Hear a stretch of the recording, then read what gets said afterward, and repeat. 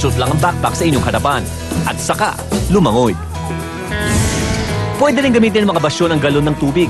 Talian lang ang handle ng mga basyo ng kapirasong sintas ng sapatos o di kaya ay sinturon. Itong magsisilbing kapitan sa mga basyo habang lumalangoy. Kung wala namang bote, gumamit ng garbage bag. Ipasok lang ito sa inyong damit at saka punuin ng hangin. Pwede rin kayong gumamit ng kapirasong styrofoam para lumutang. Pero para mas madali, ipasok ito sa loob ng bag at isuot ng pabaliktad. Kagaya doon ba, yung backpack nyo hindi nyo maisara o sira yung zipper, pabaliktad. Oo, pabaliktad. Para hindi sa kakawala. Kung nakasuot naman kayo ng jacket o anumang damit na may mahabang manggas, pwede rin gamitin bilang salbabida yan.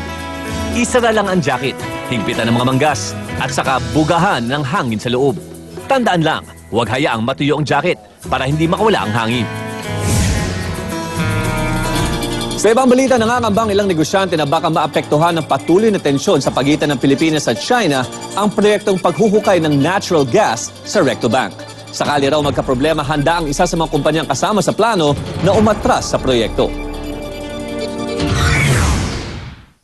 Sentro ng atensyon ang Recto Bank malapit sa Palawan dahil sa laki ng potensyal nito para sa renewable energy.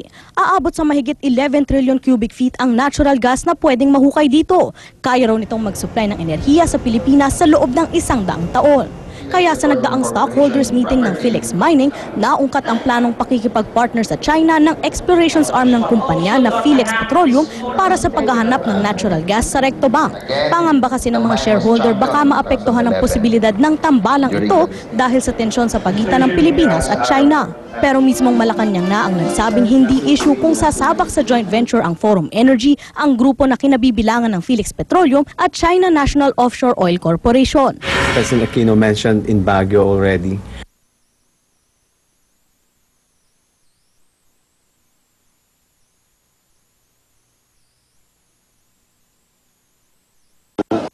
To the satisfaction of our government, we are prepared to not proceed.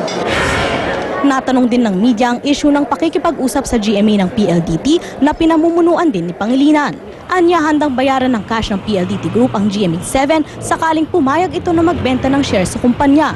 Tiniyak din ni Pangilinan na hindi pagsasamahin ang GMA7 at TV5 kung saan chairman din si Pangilinan.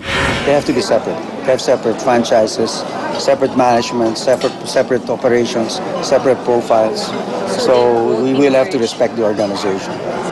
Michelle Orosa, News 5. Si Mr. Manny V. Pangilinan ay ang chairman din ng TV5. Balitang pagkalusugan naman po tayo. Alam niyo ba na mas delikado raw sa stroke at atake sa puso ang mga babae na maagang nag-menopause? Yan po ang nadiskubre sa pag-aaral sa isang universidad sa Amerika. Sa kanilang pagsusuri, nagkaroon ng stroke at heart disease sa mga babae na nag-menopause na wala pang 46 anyos.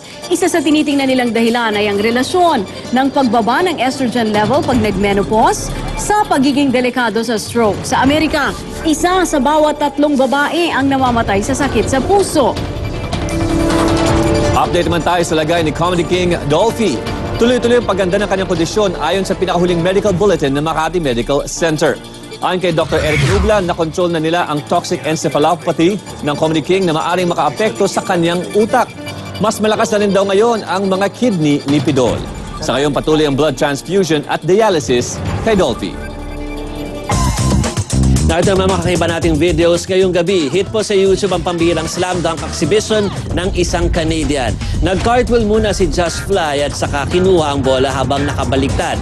Tapos pinaikot pa niya ang bola sa ilalim ng kanyang binti bago ipinasok ang bola sa basket. Ang talo niya, umabot daw sa 42.3 inches, mas mataas daw sa NBA record na 37 inches. Yung pala, track and field athlete itong si Just Fly. Yun po talaga pangalan niya.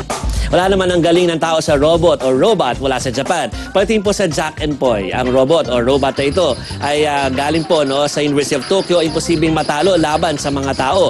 Gamit ang high-speed camera, napapansin ng robot kung bato, papel o gunting ang gagamitin ng kalaban at saka iisip ng kanyang pangontra. So pambihira nga ba yan o high-tech lang na? Pandaraya. Bukas abangan pa ang ibang kakaibang videos dito lang sa Wi-Fi.